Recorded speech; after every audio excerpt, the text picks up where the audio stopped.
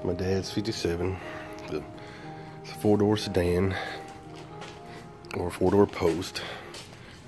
Belair, factory V8 car.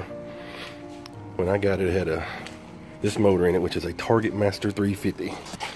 It was blue, had blue valve covers and big General Motors sticker. It's a Target Master 350. They put it in there with the Power Glide, and I drove it around for, I guess, about a year. In the transmission, it got to where it wouldn't crank, and mostly it wouldn't crank at my girlfriend's house. I think she was jealous of her. She didn't like, and every time, then my wife, after we got together, every time she sat in it, the seat would pinch her on her leg when she'd get in there. So she's a very jealous girl. But I had some good times in this car, and I've let it get in ill repair. I traded it off to a guy for a 64 Impala convertible.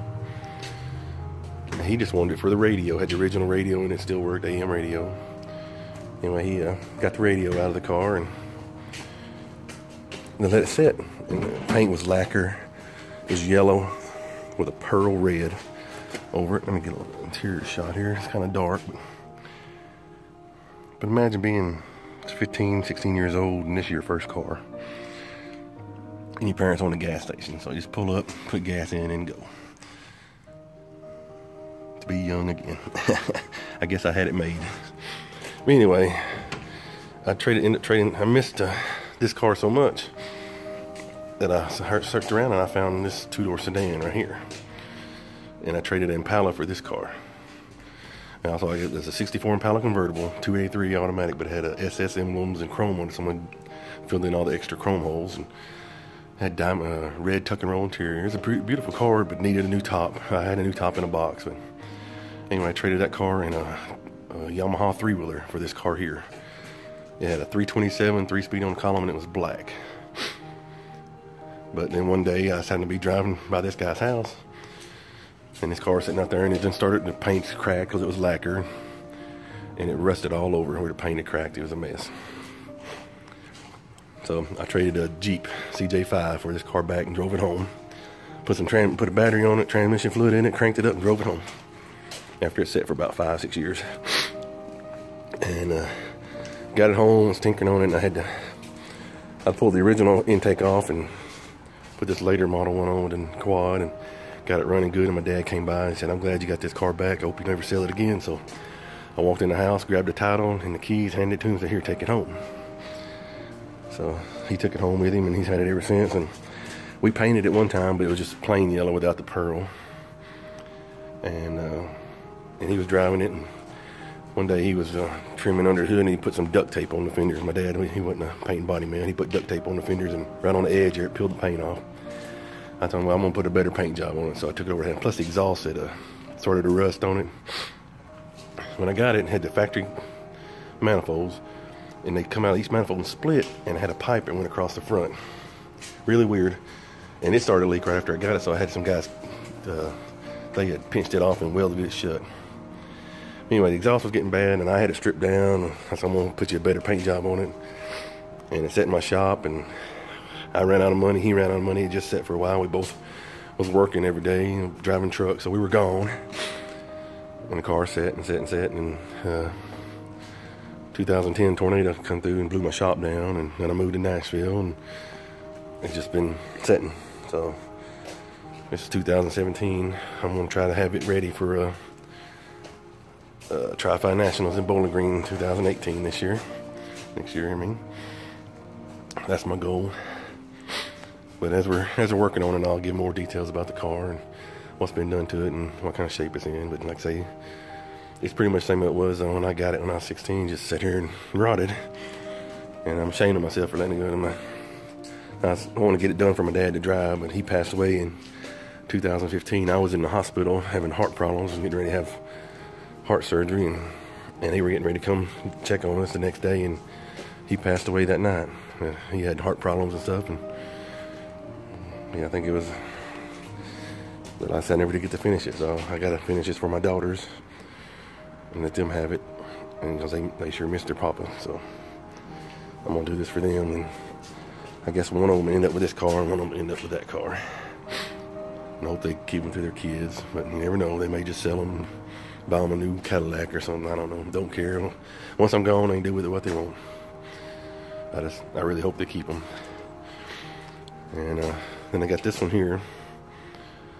A few years back, I used to race it, but that's for another story. Those two, this one and this one over here, is for another story. But this episode is going to be mainly about this one.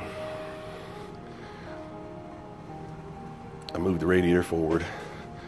While I had it in the shop, I took the short water pump off, put the long water pump on, and all the better pulleys, and I'm gonna change all that out. And yeah, I'm gonna put power disc brakes on it. And this has got the original electric wiper motor, which everything else I got vacuum or nothing. But I found a place I can convert. I can build one of them, like those Newport ones. I'm gonna try to build me one of those. I won off a boat. I think I can do it. It looks just like the Newport one, so I'm gonna try it. I think I can do it. I got a little ingenuity about me left. I don't know, not much. I'm almost 50 years old, and well, actually, next year I will be 50. So 50 years old, I'm gonna drive my 61-year-old 57 Bowling Green and enjoy it and have a good time. And live for my dad that he couldn't do. He was always doing for somebody else. Never took care of himself. So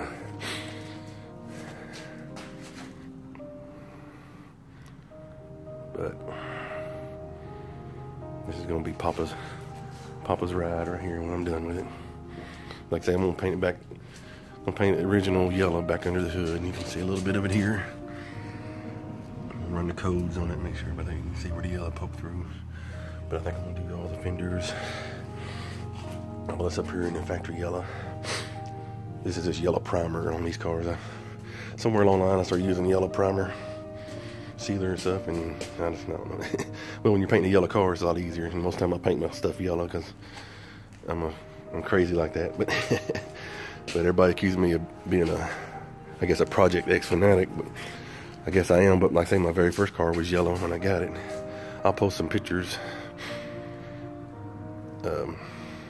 of it when I first got it, along with this video, or try to video me. And I'm still learning all this stuff, but this should be episode, probably, I don't know if it's gonna be episode 1, 2, or 3. But main thing is just to get it on the road right now. I'm driving. Have this in driving by the first of the year, and I'll be happy. I got, I guess, wheels and tires, brakes, brake lines. I need to clean the tank out, run new fuel lines. I got a new fuel pump for it, but got to do a little clearance. I set the Dan Chunk side mounts in, and I let the motor sit down a little lower than it should have. So which they're real close anyway on these fuel pumps, but mine's really close. So I don't know if you can see there's the Dan Chunk mount there. I may put some headers on it, I don't know. I got the original manifolds, but one weekend I like to pull the motor. I need to pull the motor out and freshen it up. But right now I just want to get it running and driving and get it up to my house in Nashville, or get it somewhere if I'm still in Nashville, or maybe back out to Purdy, wherever I'm living at the time. Somewhere I can work on it every day, get it done. But you can see I've got a year's worth of work to do. Body is fairly straight, but it's got some where it's kind of rusted back through where all the chrome goes. That's what I dread, putting the chrome back on, because it's so easy to scratch everything when you start putting all this chrome back on. I guess that's why I like the 150s and 210s better. But oh well. But I need to come up with a name for the old girl. I never was much on naming things, but everybody else names them, so I guess this will be Papa's ride.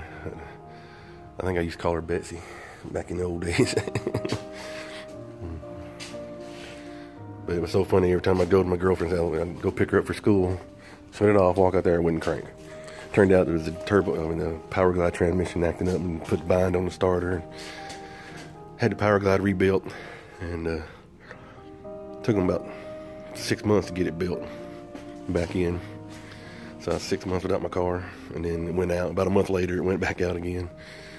And I said, I'm not doing that again, because it cost a small fortune, and I say it's set for 6 months. So my dad was working at a car lot, and the woman that owned the car lot said, "Hey, go back out there in the back, grab you one of those turbo 350 transmissions." Okay, so I went back there and grabbed one. He said she'd taking the car down to so-and-so, so we hauled it down there with the car lot's wrecker. And they had a mechanic down there. I took him the transmission, and he told me to go to the speed shop. That's back before they had all these crossmember kits. He said, go down to the speed shop, order so-and-so kit with so much drop, and I'll get some pictures of it, show you how it mounted in there. I'm going to change it up. I don't really like the way it mounted. It bolts directly to the frame on the inside. And it's got like round tubing that slides in. You slide the ends on. The end caps are round, a little bit bigger, and they slide over the end of the other pipe. And there's 4 bolt holes. You just drill and tap into the side. But I'm going to redo that because I don't like the way it bolts into the frame like that. But before I put the side motor mounts in, right after we got it running, one of my front motor mounts was, I think a bolt was broke in it. You know, they built to the front of the motor here, and there's a throttle right here. And see if I can move these wires that way so you can see. So you got your throttle right here, and it's almost touching the motor right there. And when you put it in gear, the motor raise up and it would push the throttle back. This side motor would raise up, the throttle would go back, and you put it in drive, it'd give it gas, and it would take off. So anyway, I fixed that motor mount. We fixed it, and then I adjusted this rod longer, moved it back so it wouldn't be up against the motor. That helped, and fixed it. Then, like I say, these side motor mounts are the best thing in the world since sliced bread, you know. Because, like I say, I had the front motor mounts and the rear crossmember, because the original transmission bolted right here at the bell housing. So here I am, the rear crossmember way in the back, and this front crossmember. Anyway, I done that on my other car, same way, with a turbo 400. Pulled the 3-speed manual out, put a turbo 400, and when it was a 327, when I pulled it out, the transmission was cracked. I'm lucky this one never did crack, because I used to drive the hell out of this car.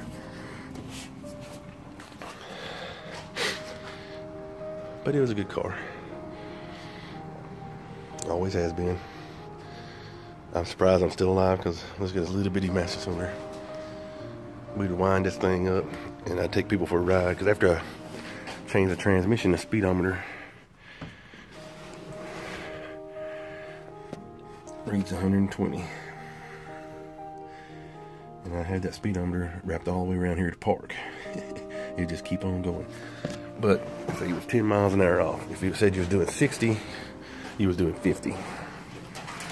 So that just, so 120, I was doing 110. So once it passed around 120 to about 130, 140, I don't know how fast it would go. One of these days, I like to get out there with a radar gun and see exactly how fast this old car would go, just like it is, before I do any modifications to it, to see if I was going as fast as I thought I was. But anyway, some buddies of mine, we were in town, and this guy, I'm having an old 4-door. We cruise around every night in it.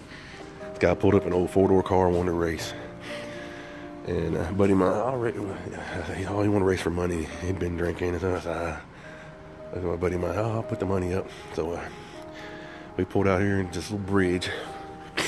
And about a quarter mile down was a flashing light. There's like an old road come into it. This is where they built a new bypass. It was 4 lanes. And we got out there on that 4-lane. We stopped on the bridge. He said, I said, you want to do a dead stop or a roll? He said, I want to do a roll because this car spins so bad. I said, okay. I said, you holler go and we'll go. So he hollered go. And I took off, and about an eighth of a mile down, there was a turnoff. It turned into the hospital. And the flashing light was at the other end where it turned and went back towards the hospital. Well, by the time I got to the flashing light, at the quarter mile, I looked back, he was turning off at the 8th mile. He done had enough. So that was me with 4 people in the car. And a buddy of mine said, just nail it. Let's see how fast that thing can really go. She'll show these guys that speed I'm wrapping around. So I just put her to the floor. And we had her pegged out with that little bitty master cylinder and drum brakes. All she could do. We're heading out of town. It's still 4-lane all the way out of town. Well, we got out there almost to about a quarter mile from High School Road. We met a cop going the other direction. But he's, there's a cop. He's turned around. I said, I'm going to turn up here at the High School turnoff and leave him in the dust. So I took my foot off the gas and slammed on the brakes. Didn't do a damn thing. Actually, Buddy said it felt like it went faster when he hit the brakes. So I held on the brake, and about a half a mile past that road, we finally slowed down enough to turn with me holding the brakes, pushing everything I could on it. I mean, his car was not stopping. If somebody pulled out in front of us, we'd been gone. It'd have killed everybody involved. Anyway, we hit the back road and headed out of town and laid low the rest of the night. Because it's hard to miss a bright yellow 57 Chevrolet. I guess he may have thought that too. So, hell, I can't catch him. He's doing double, triple figures. So, but that's my story. I'm sticking to it. I think there might be one or two of those guys still around to verify it. I don't know. I have to look them up. I know a few of them are done passed on. But we had some good times. Well, I'm going to end it right here. I know you're tired of me ranting around. But hopefully next video will be some more, a little more work done to it. A little cleaner under the hood. Actually, I'm a painting body guy, so surely I can clean this up and make it look good. I hope I can still do that stuff. Been out for a couple years and let my skills kind of settle, but I think it'll come back to me. Well, y'all have a good one.